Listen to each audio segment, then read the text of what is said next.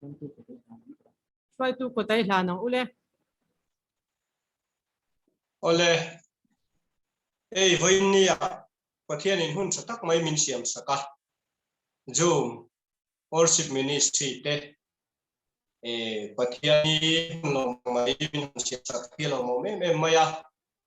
Di chuan Pathian thu ngai tha ho na te kan ne yanga.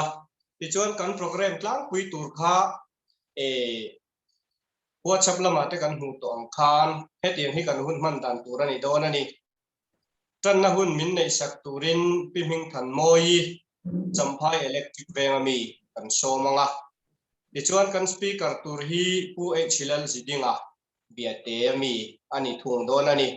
di chuan kan speaker hi an thu a sei zo huna kan meeting hi a khan na hun min nei sak hal zui mayanga di chuan khang na hun kan nei zo a hian sharing kan nei ho le zui ngal mai don nia hun kan tran chun zom chho ngal mai anga a chamai o me Pathian thu kan chiarange korin thon khat bung som le panga chang som pathia tang hian kan chiarange tin Krista thu miti jinga ta kai thoina ti an sil si chuan eng ti jiange in jinga chen khatin miti thole na reng lo in ti ni miti thole na reng si lo chuan Krista po kha kai thoin lo tang tia korin thon khat bung som panga chang som pathum a jiang hian lali su Krista kha thina nein a thole a chuwa thole na chu ke ni pon ring tu ten kan zui ve dona nakina he khovel topa he khovel pi alam rama kan chung le khat kan nu le pa kan pi le putam tak kal liam to mual min liam san to tene hun kan lamang le don ani ti kha rin na nung be se na in kan hir me ka ti chuan Pathian om puina kan chanjel theina turin chatuan ram he mi sing nun pi alam ram be se chungin vainia hian hun mang ila Pathian in kan ta na kong min bot sai sakte krethiam thei turin in bot sai ila Zoom worship ministry hun lo mang tu zong te Pathian kai soina hnoya vainia hun kan man theina turin Pathian in thu kan zata na karin man min so sa RAWHSE amen tichuan tanna hun min nei sak turin pi ming than moi champhai electric bank lo som hale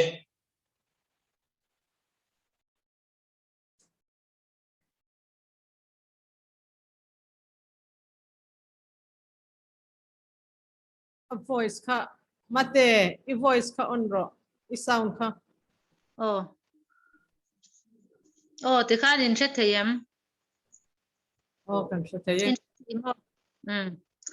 Pathian in voina hun thatak mai min siam saka ro pui ka te le a e phulo pu ka te ma se engma thiam na ka nei lo ma se Pathian ro pui nan karon chan don ani ro Pathian thu tiang lim I lo ngai thlang u rom kwa mi te ne na tir ko pol le ka thon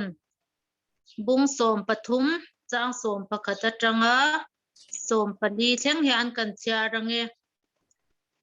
Krista lo kal le na nai thu tun lai thilom zia in sha ta bang le muhil tho har a hun to tak zet ti in sha ta bangin chu ka soyani tuna chuan kan rin tir lai ai khan kan chandam na chu an nai ta jok si a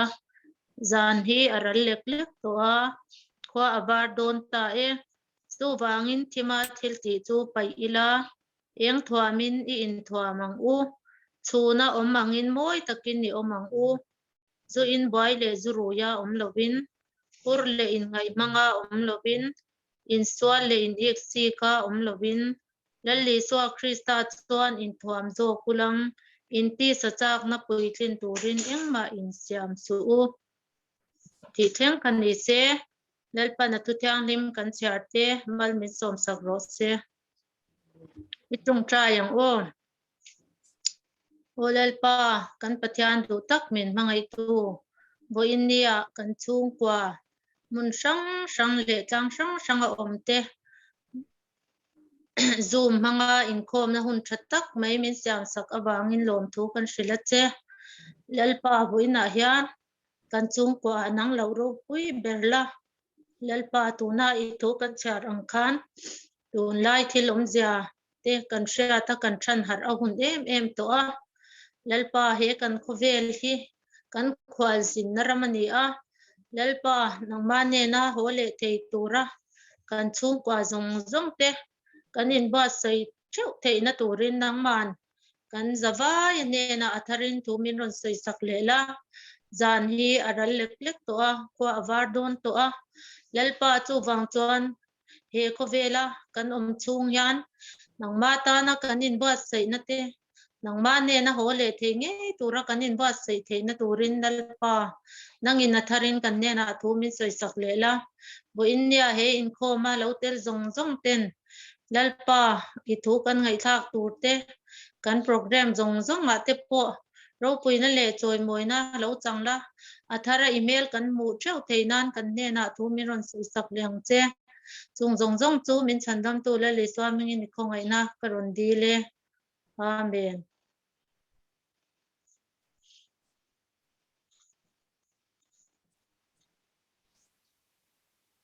ale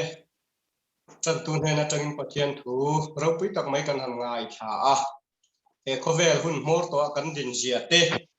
kon tar lang nga e tun lai thilom zia kan ngai tu pui mo tak zeta e khovel hun in herdan te sipui te le in do tu thang te a thil chi sang in do na thu thang mak tak pui te chung kara chuan kan leng ani chu wang chuan he khovela ring tu te in bot sai deu tu in vainia in bot sai thar turin in som nan le selangin tra ange ole tuna chuan kan speaker kan lo som to anga pu e chilal jidinga pathian in chakna hape rosela rongbol turin laliso krista ngin som hale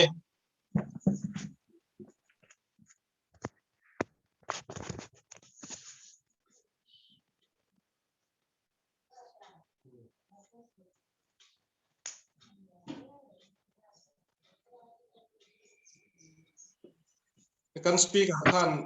han unmute ka han off lock sela audio kan on lock ro se sa thei to mo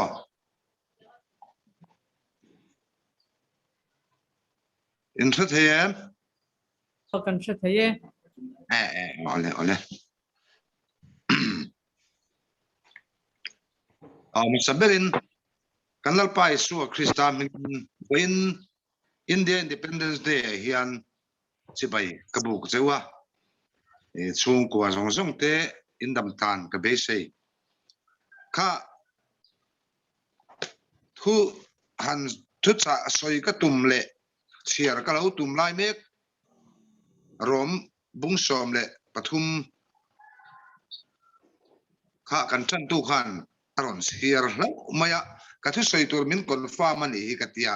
kalom kho maya khai ka thu soi tur hi eng ber hian nge ka soi don o katia ka ngai tu na se me maya zinga dar ni le chan me bor vela khan ka thau dai to ngai tu na ka mang sa zan lama nen khan nimin lama te awalai na tang te kan ne ya te khan program ni leng thok kan mana wangin doangin program fian vel kan man pe thei wak lawa zan lama hun ka man ka ngai te chuan voin ni hian pathian tu cha soi tura ka in buat sai deu chuan hei pathian thu hi a soi tur zong ang hi chuan a har ve viawa den hupur om tak pon reng ani mi ta na tangkai tur ti khane maya katan chuan atangkai em don ani ti kai khiat rol khan eng tin nge mi ta na atangkai veng o ti lai kha karil rol yan em thina venia ka thu soi du zinga mi pakhat chuan rang san chu hey tun ma deu atang khan ko khan me se Inkhawm pui ti te kup Inkhawm pui sang sanga hian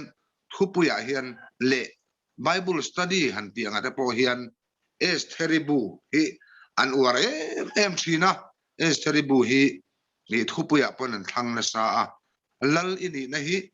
heti huna tal hin don lom ni ti te khang te kha thupuya te no mang fo thi na ni khatiang khan voinia po hian lalram pani thu hi karil rolian dan ber chunita a lalram es theribu tang hian lalram pakhat a chuan lalnu masazok lala hasuera no pui amasazok a chuan lalnu vasti ania anu nungle adot me chuan vasti ban ania es theri lalnuwa atrangle ani khalai thu ka chu a thular takle vain ka soi chuang lem lawanga ka tum tak zo ka chu hei voinia hian hamanale mordeka ya chanchin atang hian bai pathian thu sir taila chawmang o katia chu karil rolen dan ber ko ania hei dalram pani thu hi atam em genesis rang gan share chuan an enila kaina le abela han tilngota po hian dalram pani aum hal ringota esamale zakopan dila aum hal zelani lalram in buk thua pani kha aum hal zel ai kuptaram an omlai le kanan ram lu le thu ringota po hian aum hal zelani tiang chuan sinai tang dan le kalwari tang dan pe oma ti khan lalram pani zel omani Bible hi chu tiang ang chuan thil pani hian a in thendo pok ringot maya pakhat zok a chuan lalram masa zok hi diabola rorel mun setanan thuneina achan na mun ani zelani a pakhat zok a hian be pathian lalram ani zelani chu tuna po hian kan ram ne na ante khin kan du de leka helai bora hian kan ram le nam tan hian eng ang takin nge chan chin tha hi kan sing lu o ka tia ka ngai to thina ni mi mal tak anga kan sing lu dan te pathian thu kan oi te hian enga tan nge pathian thui kan oi o keima ni ham thatnan keima ni lo moi venan kan chung kwa kan felnan mo kan chung kwa kan lima a keima nge poina heta kan nun lui sualte mo kan nun lui chalote kalsana kongdik kan zona sat atana nge chanchin thai kan nuna kan sing lu le ti heni tam taka chuan chung chu asot na atang kai na po a om nge yang tuna pan mi takin chanchin tha awanga kan mel moi na le kan lo ro pui to na hi atam em ani mase chanchin tha kan thiat hian eng tin nge keima ni min ti atum tilam zo khene tani ka soi du lai taka chu enga tan nge min ti chanchin tha kan don hi kan that puinan mo min choi kanga min siam lian ringot atanem miang mal som na kan don hum na tanem miang kitaila khalam zong kha ani mi lo maya chanchin tha hian tumani ani lali suwa lo kala lali suwa chanchin tha chu lali suan adon nu chia ta ber chu khovel zong zong a kal ula thil siam zong zong ne na chanchin tha thil ro wa top men he chanchin tha thil ro wa ti tak mai lai lali suwa chanchin tha aron soi aron arthu pe ka chu ne tan ama lali suwa chanchin tha ha kan thil tu ra chu ne tan tuna po hian kan ram le nam hi ti dang lam ngai kan lo ni ta he chanchin tha kan donga chei moi na chitin re ngin ezekiel la bua kan muang khan chei moi na chitin re ngin kan ram le nam poi mun chei moi to a ti hian kan ngonga ta chiat min be mor ti ra beng be moi tak te ne min chei moi pa puan thami in min to mani heng zong zong te hi han ngai to hian enge ni kan chu ti ang te chu kan ni len ni te reng mai kan ram hian eng ma kan thar suak lo reng ren ma se thangla ma khuan ring lo mi vai ho khuan kan e lo lau hian an ron buai em rengot mai ni heng zong zong hi pathian mal som na kan don pathian thil ti chu ni ta min sei moi na ni ta ni india mar sak a hian abik takin sei tai la aram pum mang chon ani thau rualin India mar sak big te po hen soi tai la nam chek nok te kan nia ma se he nam chek nok te zinga hian pathian na mizo te hi min hun chwa dan he maklu tu ka nam in to de la ram a chuan in to de lo per eng ma thar chwa nei lo hey aram chunga phe chon han te tai la hai del project te hi mun rem chang nei nga ber ma se nei lo ber kan ne box ni chu tiang ang chuan kan ram hi re thei de win kan om reng ani ma se heng zong hi eng wange pathian thil ti vek alonia amak khop maya tuna po hian pathian thil ti vek ania khrial lo lenga pathian thil ti vek ani enga tan nge ti he khrileng hian eng hi nge menom ti kan in khom theilawa biak in minom khar sak e chu mo pathian thil ti ni yang a oi om mel lo lu tu kani ma se kan biak in hi khar dai ma se so pathian biak in na kan man thin kan in pol khom hi khar dai ma se la kan thin lung kong khar ro chu a khar mi lo a che na ta na a du zo ka chu ku ta sak ni lo mo ku ta sak ni lo wa hian che na du chu pathian na a du a chu ne ta ni ku ta sak ina pathian choi moe kan kal thin pathian fak le pathian na PAWLNA kan mang thina kha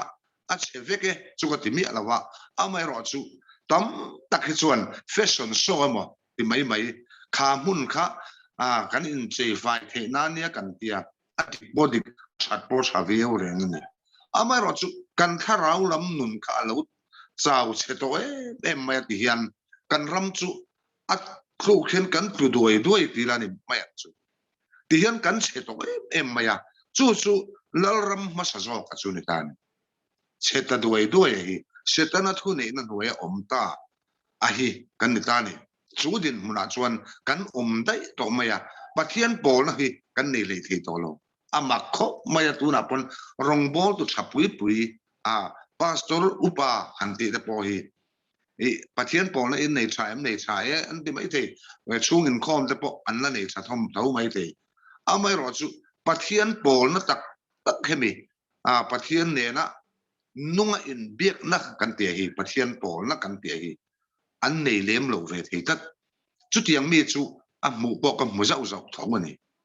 chu tiang ang khove la chon kan om to a kan ram hi tu na hian chetak ani to ni chu mi tak me chu hey tu lai khove la hian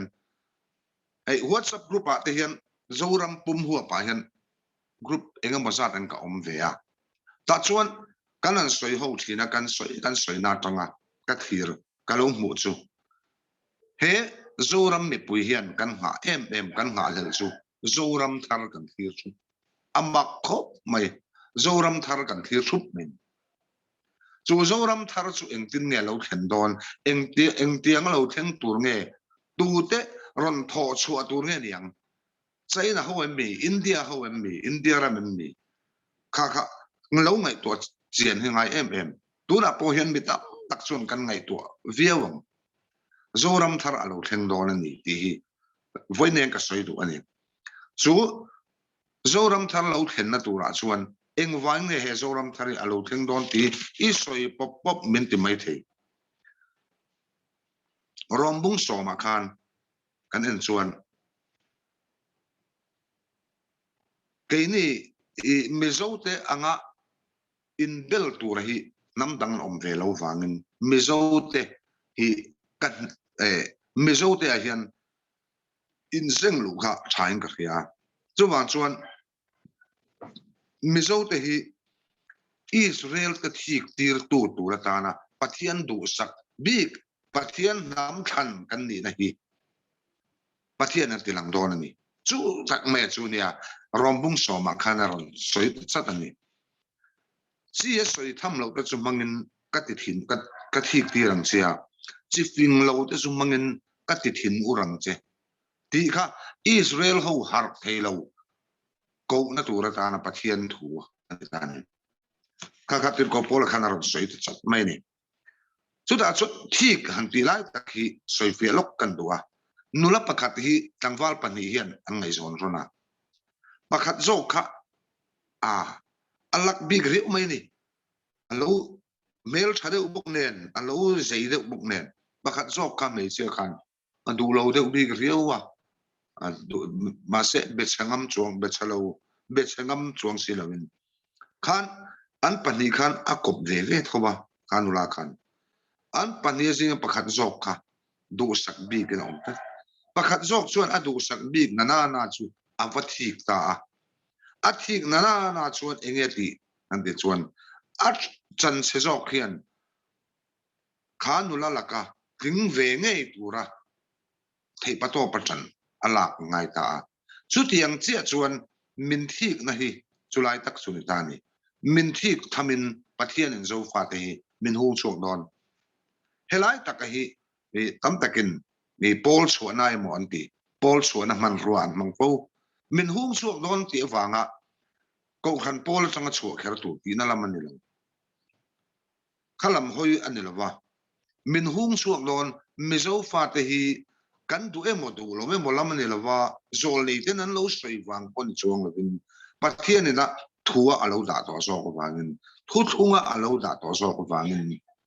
hei hi alo theng tur chu ta ni kan ram hi ti hian min hung chuak don hrim thim chu tak me chu ne tu na ka soi du lai ta ka chu oi om lo mai ke ni ang lo ke ni ai fil pon tamalom ya ma se ni lawa Israel ho ku an harle ma lo chuan lali so hi a local don lo khu Jerusalem ke ngata aron kal le na tu kha Jerusalem khu ti hara le na tu chuan Jerusalem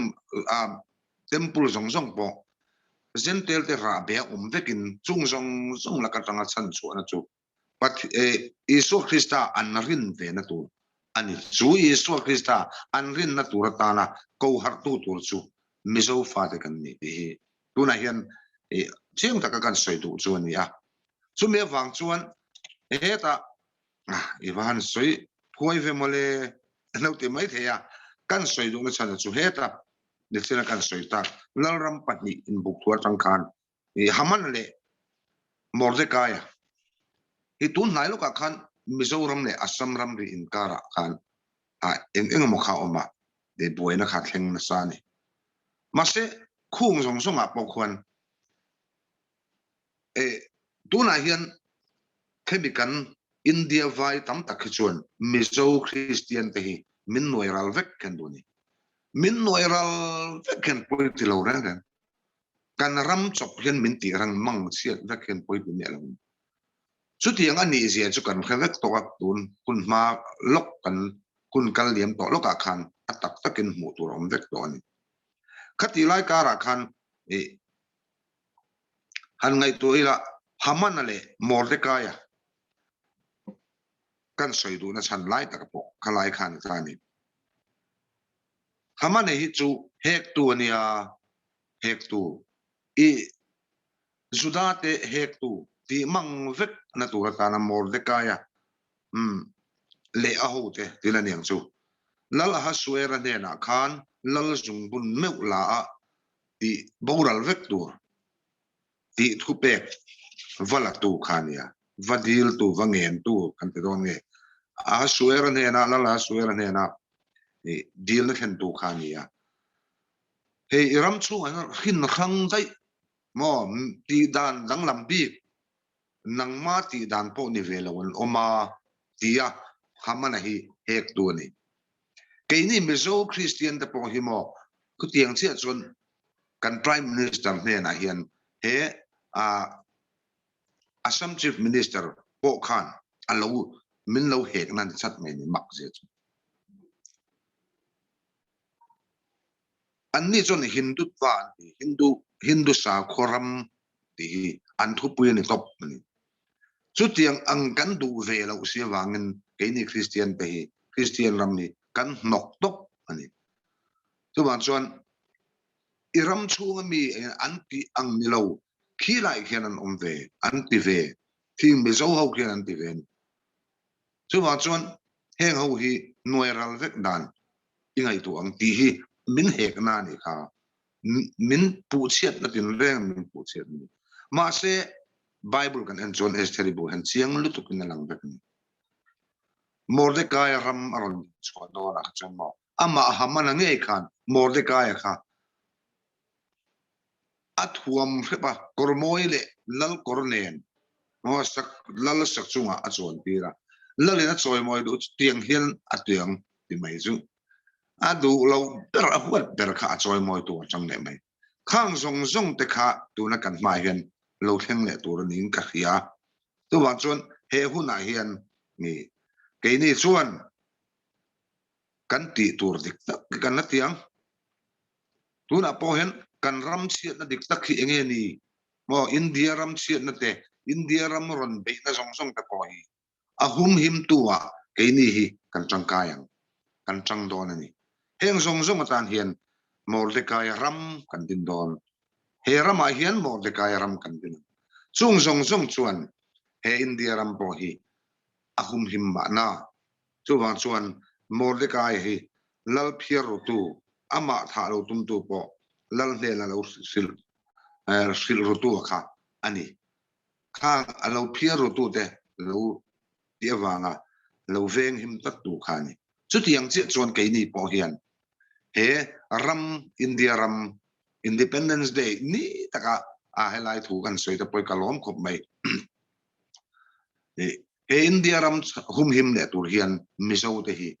Mordecai pathian aro tang hian Mordecai lal ram he mizo ram kan din hian mi India ram hum him le na tan pathian man ro min mang nge yang ti hi ka be se ka ringkat ani ten a khalai bor a kha chuan soi tur tam em wangin kan in enge kapot chat deuh nok noka soi kal gwal zel don chuan athui lo thei lawa a story ang zong hi chuan soi vak chul ka ti lem lawa a chan chu Bible mi anga ai zia ka chu tiang kha tiang ti a ki pakoya a che pakaya soi dia tur kha chuan tiang ang huna khan lem lawa ka nga ya chu heng zong zong lo thlen na har sat na kan to zong zong te hian lalpa mel min mu tir tu lalpa min nai tir tu kan changkai pui don ani voine po hian khileng kara ko kan ma hian hei zan ran lek to kha china tran tu na ron share kha Bible chang ko chana chana ka lo share tu ra ka te ka lo chin chia thap to ania share ka lo tum veran share ngai lo mi ron aron share thap mai boka makle mai pathian tu mani hi e thu hi poi mo ni hi ti kha ni ka ro sim sima no chuan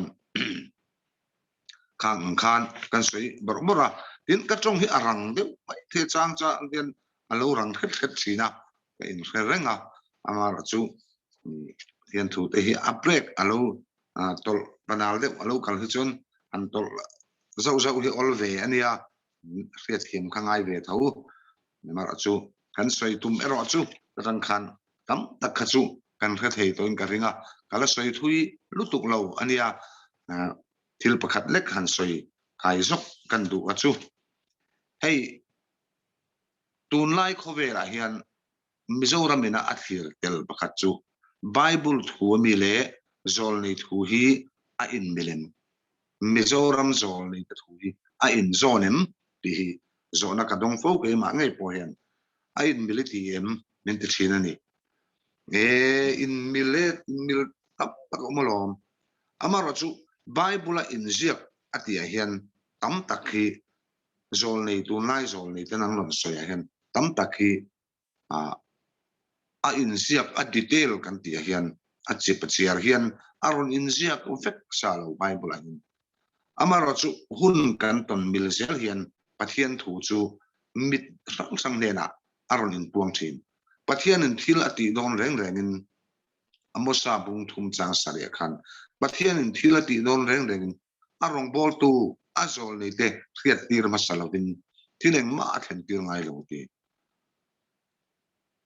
tu wa chuan pathian in thil thlen tir don hian azo arong bol tu azol nei te na khiat tir thin ei tun le nai ti mai la kum thum kum li ve la tang khan ni o me a katia a hluar de ule ka non soi pakhat zol nei anom to lo ti hi lali suwa nuwa hen zol nen thei to no tia heta hebrai bung katami zol nei cancel na ome anom tian hebrai bung katami an kian ko chanin pathian ma sanga zol nei te thulo sei tu khaneng ni to pa hian atian om heng zol nei ho top na hian ati ani hi antia zol nei ho top na ati lo hen chu wang chuan a thu abung le chang hi mumal taka kan skiat chian lo chuan tu te ma soi so na changa lo oi ve mai ol em zol nei cancel na hi bible a hian om lo tu thung thar huna hian zol nei cancel na om reng lo nali suan hun top thengin an omang ader le takpo zol nei der le takpo na zol nei der tam takpo an lo chuakang ati te po hian zol nei dik lo tam takpo lo chuakang ati na mai ni chung song chu an lo chuak in mu chuan ati ta khang song kha aum don ma se chu chulal I suat hu soi dik na lom aron ti dik tu tur kha khang khan om ngai zol nei der tam takpo an lo chuak zol nei tak po don khang song kha an lo chuak don ati khang song kha lali suan soi to sa akan sel na ni reng kama khan zol nei te na pastor skona ti te sai khu ma ti te an thu le la hi kip koi chung ka chiar lem me lawa eng ma chen hi chu ka khve de uzula eng phone atanga kan lo en le kan lo ngai thak te zong hi ni do maya ba ka chu han chiar na bo nei chung lem lawa amaro chu an thu soi a hian pom tur auma pin khiat thiam mai lo tur po tam ram le nam khoi thil te ni ya ko han khoi thil te po oma politic khoi thil te po oma khang zong kha avaya chip chira tiang khatiang a soina ni etia a fil fiat khep po hian a theilo ani bible thu po tiang che chon fil fiat khep ten lo pathian thu chu pathian mi te na ngo pathian beng var te na kha akhil rumai chin zok chu ba chon tuna po hian kan ram mina achai wanga ko ho ta pon kan chai wanga heng hi lo bor chor so ma ani them o ti tur khop aum ve ni chuan pol chuana man chi ni chong lawa lali su krista hian kan ana tur ni hemia te tan chuan eng ang pon chen na lo theng se thim thuan ni polo theng se la Isu krista te tan chuan a lo lo ve ti in kan zol ni te pokhan an soi tho chu tiang che chon lali suan chung chu soi nang ni chuan lau su alo te chat chat ne mathai bung som ni palia an enela nang ni chuan lau su hetiang ang hun lir nging te chia na chang alo khen hian nang ni chuan lau su ati vandam en mai ula in kan na nai ta ti in kan na ni nai ta sia ti dai mai ni siat na chang alo khen hian lal Isu Krista mel alo nai zo pe ti na ne dai chu wang kan ni ke ma ni sual laka kan suan ni mo he cover sual na min ti boy to lo na dia bol le a ho te phuara on hom kha hun kha alo nai to so ati na ne dai chu wang chuan ke ni tan hian lo thapan bi we mo lo ve we mo tur ke om hau lo li la ni mup pon I hi lal pa thu lo theng dik le ta khi lo len pon lal pa thuang se len lo theng le ta in do na po lo theng ro se lal pa thuang se len lo theng le ta nam khang zong a khan ke hi ka lo ta ni pon ka bora na hun ni pon lal pan chol ha dam na men pe kan khiat angai kan chol ha dam na hun tur lo to reng alo ni khove la hian filmin chin ni ma sela thamwa takin namrau ati hi voini han thamwan na kan ne fi lau reng fi awanga boi reng ka kai mai nga dai ka kal na ka kai mai nga mo hi lau thong reng hian aum the ni chung zong chu lau thong su min ti lau su nang ni chon lau su kum khuwa point in ne na ka zelang ti tu pathian nungen kim te the hi veni apon kan ne na oma I ne na oma mo mi zong ne na oma mà sẽ tắm ta cái chuyện mò isuan nè nó om thì cần pay lâu này isuan nè nó chen thì cần pay lâu không chim isuan nè nó in ball thì là isuan nè nó in between thì cần pay lâu này kan thil ti na kong thang sang apon mo lali so hi nok kan ti so ma chang ta masin enga mo thil sual vatia thil sual ti theilo na min dal de run ya kiat pathian thu lo om ve kher ki cho han ti mai chu tiang anga nok ti so ma na hi om the nia chung song song chu khoya po hen om the mo rong kan bo na huna po rong bo na huna den om the te me ne mak lu tu lal isua lal na ne lo hi lal isua ne lo adang bithil dang lal tir du na zo ka hi chu ni isuan angai mo em angai the lo thin zel ania tu na pon kan ram hian ama kan ma hian tian so ta so na in chop run arangani kan ma lo ka so in chop to ni chumi in chop lan tir en tir na chu mak deu hian ka kan ram zo ni ten bible an zia kherani reng lo ma ram ko chu da chu a lo ching chep thu panga sim lam ko chu kan mang to nga tia voi ne chuan mak deu mai an ti son chitiu long chol na akiap tun main akiap long chol nan ti mai chitiu long chol na so tu na son bu sai mu pa so mi po tu so kong tu nan lai me kan so mi kong in lai me ka son mak deu chu lei ro pui deu an to an man mo em sang ni le som le pasaria zo to lai tu ti khan me ma se an la zo lo wa ti son an revise deu vut nga poisa po an seng tam avai bel chen noi tel en ngot to ni ma se chung song song po chu an nakal tir zel mizoram aron kal tang tur ni so chim lampang enga mo chen khotam tak chuan compensate an pian dong mu poisa na chu mai ni kong kamalo om ho an kong lai na tura lo om ho khan khang kha tu na hian i khang compensate kha i kawa soi nom ngor ani lawa amara chu i khang song song kha enge ni kha chiang mang lo kan tam em eng wangin nge solama son chu tiang taka keima ni mizoram sarkar ti pon ni lelo india sarkar hian he lama tanga long tum mun la long cholna situ long cholna so india ram po ni chuang lo mizoram po ni chuang me lo barbaram chung mi le nga somi so aron chei bol vak somi tanga mizoram akong aron kal tir inga tinge ti hi mak ve le ani chu kan ram zo le te sai khu me khan lo soi dai khan namak mayan asoya kha atakin lo thenga ma se asoya wanga asoya wanga ama kha pathian anga varin tur ti nalaman lawa pathian in thila ti dona wangin arong bol tu azol ni te na khan amusa bung thum chang salem sina ka soyang khan alo soyang che khan pathian thil ti don reng in arong bol tu azol ni te fil masalovin fiat tir masalovin thila khan tir ngai lo ti ke ni chon khat yang a fiat tir na om reng kha thil adik lawa khiat na kan ni khat chen chung song chu zol nei kan sel to nia in kheram chuan zol nei om thei to lo ti pang chuan an oi ngai lo bang ma se zol nei hi pathianin ala da ringani an la om mani ko khan hi zol nei kan nia lom ta ko ani le ko khan ne na chuan khiat tir ngot si la balong tunge ko khan ne na chuan khiat tir chu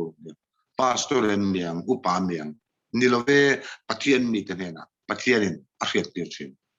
acha chu pathian mi han ti le rong bol tu han ti te ain ang reng lo thil khan dai ania chu wa chun pathian mi kan ti hian he ta tu te mo kan ngai tu na chun lo in ti rau deu ti deu nek mo lo ti deu dip chi na kha pathian mi kan ngai mai the he lama rong bol tu chapui ke pokha ni chu ko khan hen pathian mi deu ne rong bol tu an chakhopan changkai khopa pathian mi nia an ni lo kan ti hau lawa amara chu pathian mi han ti hi pathian ne na apol thei pathian ne na in zom na nung nei te hi pathian mi atia te hi top men so mi om je chu pathian in ammi a than dan hi amak em maya en zong ko hi bible an tam lu tu ammi than dan chu an soi seng to lawang ngai to zom ma ta na bang tai la pathian in mi thang thin ammi than da kha chu ru in ngai tlom te ne na pakhat cho seng krista aron in lar ta pin mai ka zong chang po kan chui zom thei ve kan ru in ngai tlom te ne na mi chapo te ne na pathian in puang ngai lo ti na zo kan in ngai tlom ti awang oi ka tlom kho pa lo ti dep lamani lo khalamani lo pathian in atum zo chu ke ni ang mi tlom te ke ni ang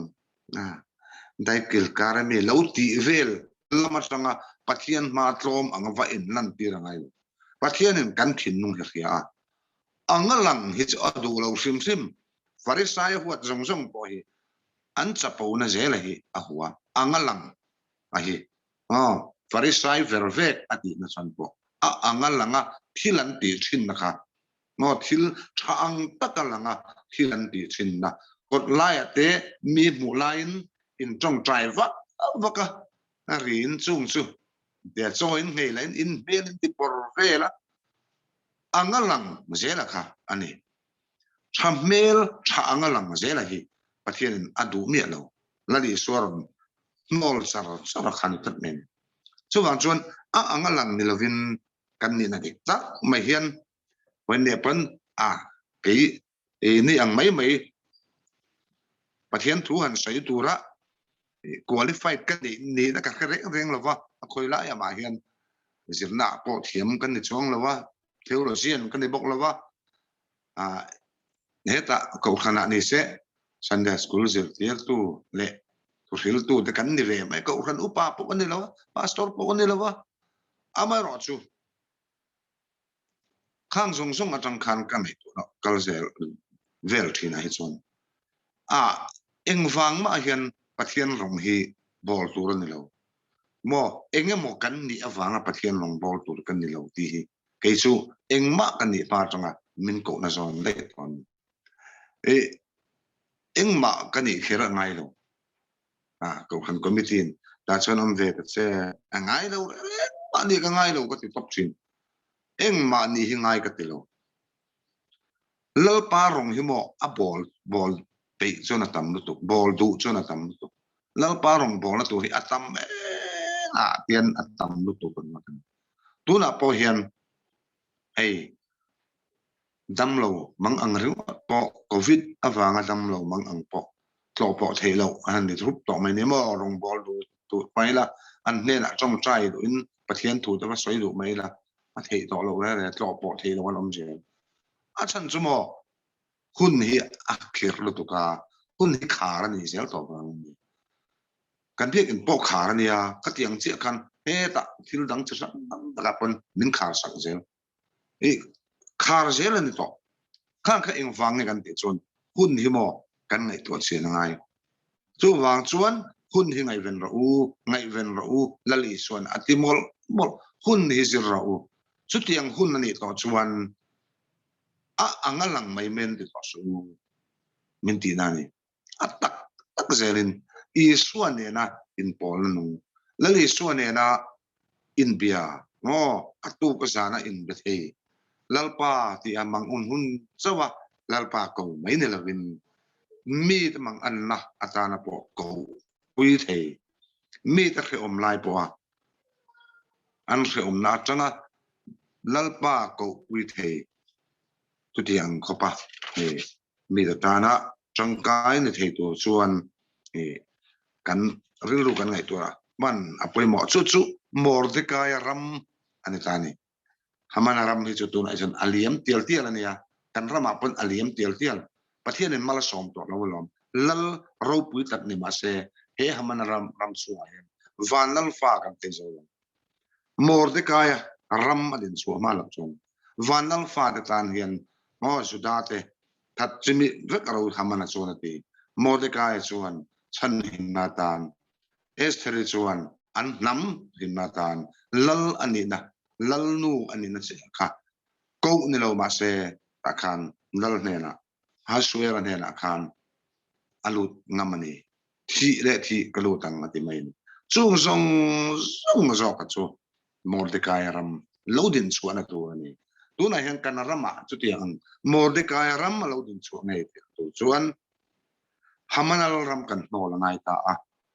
hamanal ram chuan mo mi itsigna ani itsigna li khat thup to mai ni politics sia ho hi ni o kan soi to tange politics che pui a in be na hi party politics sia in be na hi hamanal ramani heng zong hi nol ani to tunen mi pui hian ngai ne to langu enga ma ngai lo nu eng ma an ni the to lo hi sarkar kan ti pon sum kan nei lo an ti reng to mai hi hamanal ram nol na ve kan ni hala hamanal ram tu chep ton na zero ni tu wan chuan heng zong kan ngai to chen he poi mo hamanal ram hi kan nolang kan du lo tiel don nia lal ram eta davidale sola lal ram le davidale lal ram te po hi zero tura tam lu tuk sai tura tam lu tuk heng zong tang po hian lo zero sun zom re ula sola chon enge mi nge ni davida eng mi nge pathian ne la in po na dan le pathian thu oi an ni dan len oi lo dan te kan khalo sir ve ula thain ka khia ka ta tang khan kan azawa kan sot pui the nan chung ne ta chu kim chang lo takin kim chang lo takin ba deuh ne nuain kan soi ani chu kan thu sei te lalpan kan satan mal som se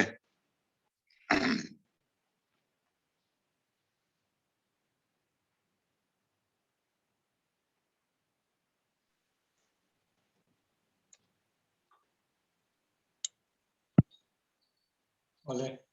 kan soi tu kha